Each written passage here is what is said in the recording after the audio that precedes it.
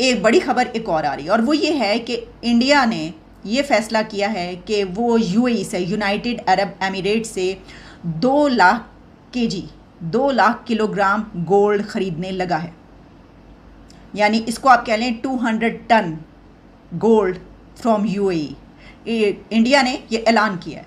अभी recently guys UAE ने ऐलान किया है कि हम इंडिया को गोल्ड प्रोवाइड करने जा रहे हैं। यानी यूएई इंडिया को ये एक सहूलत देगा कि उस पर कम से कम टैक्सेस और जो भी इंपोर्ट ड्यूटी और जो भी होता है वो बहुत कम आएगा। तो अब इंडिया जो गोल्ड खरीद रहा है वो इसी तरीके से बहुत सस्ते दामों खरीद रहा है। 200 टन गोल्ड मोदी जी ने धनतेरस के मौके पर खरीद लिया कंट्री के लिए।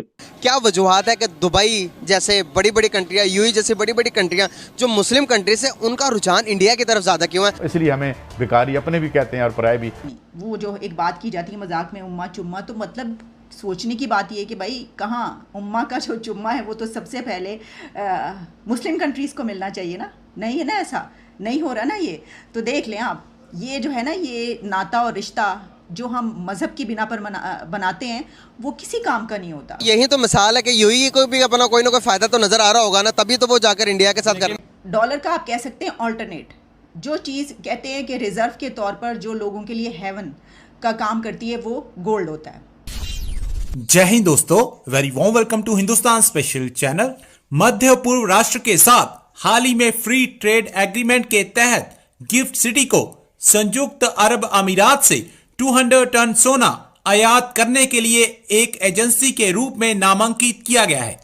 केंद्रीय वाणिज्य और उद्योग मंत्री पीयूष गोयल ने शनिवार को अपने गुजरात दौरे के दौरान ये खुलासा किया।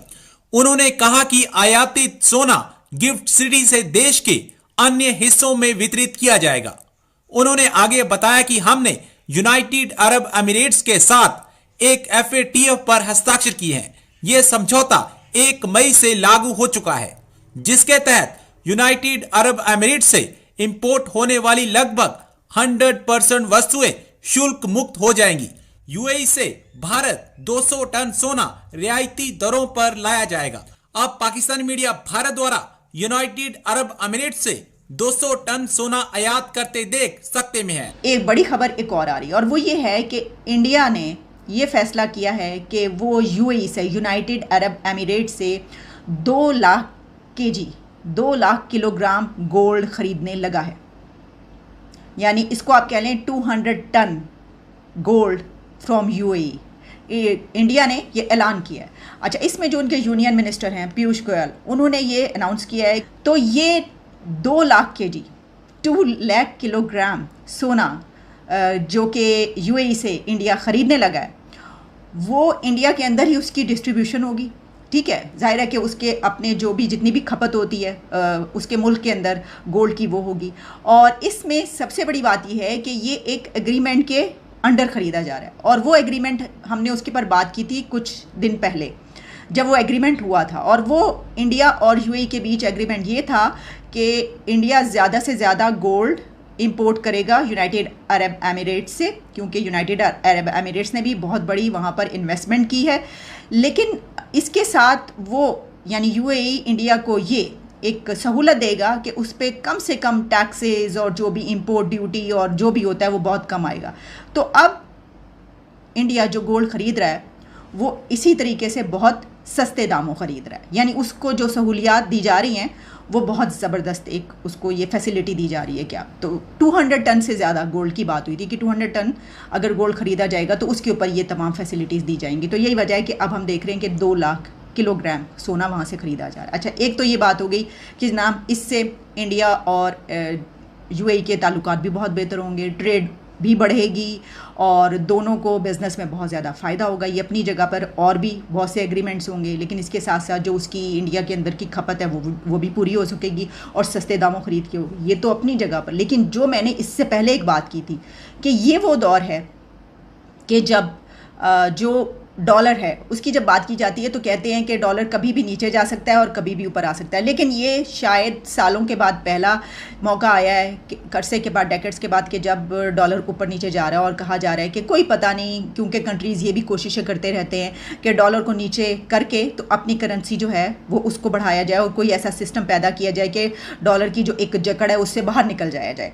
तो इस सिचुएशन में डॉलर का आप कह सकते हैं ऑल्टरनेट, जो चीज़ कहते हैं कि रिज़र्व के तौर पर जो लोगों के लिए हेवन का काम करती है वो गोल्ड होता है, सोने को ही कहा जाता है। यानी अगर डॉलर का कोई ऑल्टरनेट है तो वो गोल्ड है।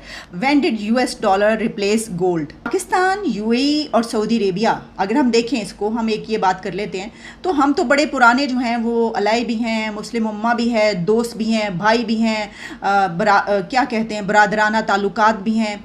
तो ये उम्मा और ये कहीं कहाँ निकल गया? यानी वो जो एक बात की जाती है मजाक में, उम्मा चुम्मा, तो मतलब सोचने की बात ये कि भाई कहाँ उम्मा का जो चुम्मा है वो तो सबसे पहले मुस्लिम कंट्रीज़ को मिलना चाहिए ना, नहीं है ना, ऐसा नहीं हो रहा ना ये।